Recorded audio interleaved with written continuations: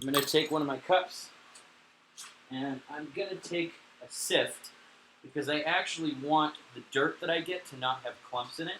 So I'll put it right over the top there. Then, I keep all of my dirt in a drawer here. And I'll just sit, and I'll sift, and I'll push it through so that it's really fine, because I want this to be made like a cement. So even though it comes up really clumpy like that, by the time I push it through the sift, it's really fine.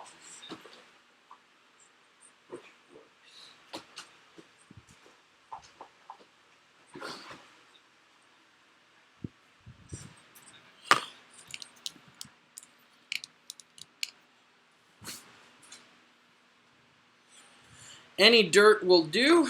I got my dirt from a graveyard, ironically enough, over by where I used to live, just because they had good dirt. I didn't decimate anybody's grave, though. I made sure just to get around the base of trees and stuff like that. But I'm just going to use what I need, and then I'm going to pull out my 1 gallon of Elmer's glue. I'm going to make just a cement. It's basically a 1-in-1 ratio.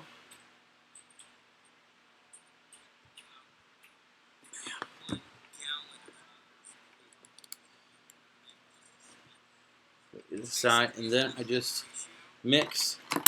I found a while ago to take a butter knife that I didn't really care for too much, and just to use it, because they have different spatulas and they have different things that you can use to mix, and I could use a stir stick, but whenever I mix this stuff, and this is the bottom half of a hefty solo cup that I just cut the bottom off of, but as I mix this together, it's going to make this kind of paste, this wood and dirt paste.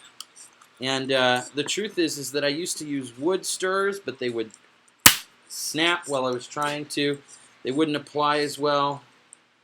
And so now I just use a butter knife, because I even got a special paint mixing spackle, which was actually a tiny little trowel that you use for mixing paint on an actual, for canvas and everything like that. So it was just a tiny trowel, but I just felt like it was too pretentious and it just wasn't doing what I needed it to. So I changed to just the butter knife.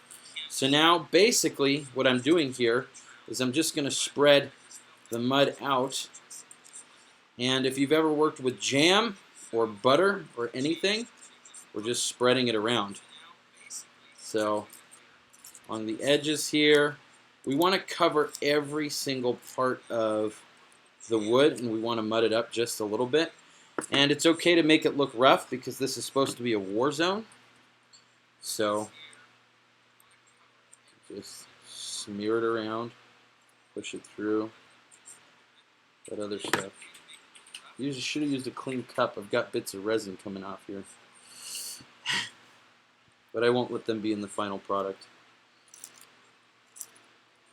And the other thing that's nice about using this butter knife here is, obviously I won't ever use it on food again, but Elmer's glue is water soluble, and so if I take the knife, the dirt and everything like that, and I just leave it in water overnight, when I come back the next day, it'll just come off and the knife can be clean again.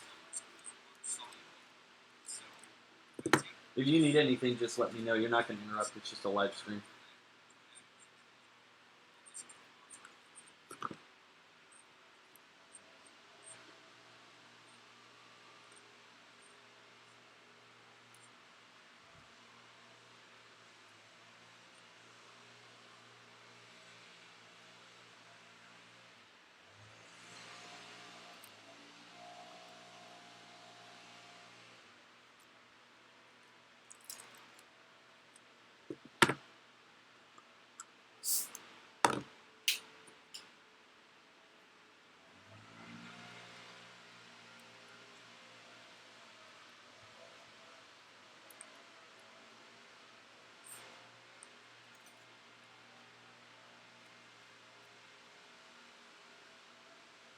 That is the end result. So, as I set this down, this one piece is done, pretty much, because as you can see, once it dries and solidifies, I can put other pieces onto it, but this still looks like a war-torn Razorwire piece of here, which is nice. If I want to add a little flock to it, I can. Of course, take my green flock here and take a pinch out of it. Just make it reasonable. Amp it around.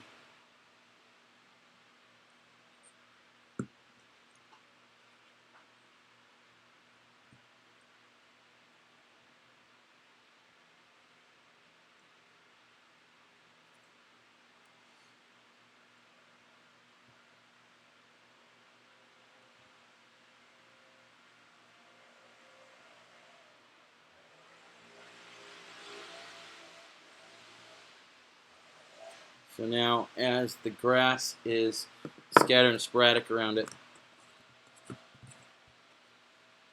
it's pretty much a finished product.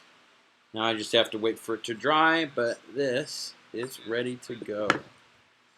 Next time I might use a little bit more wire, that way there's not as many spaces between here. But I like this one. I think it's photograph quality. I'm going to let it dry.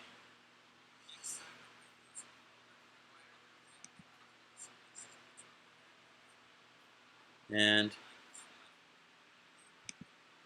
that is going to be all for right now, as I just finished that piece. I'm going to take a little break, and I might hop back in a little bit later.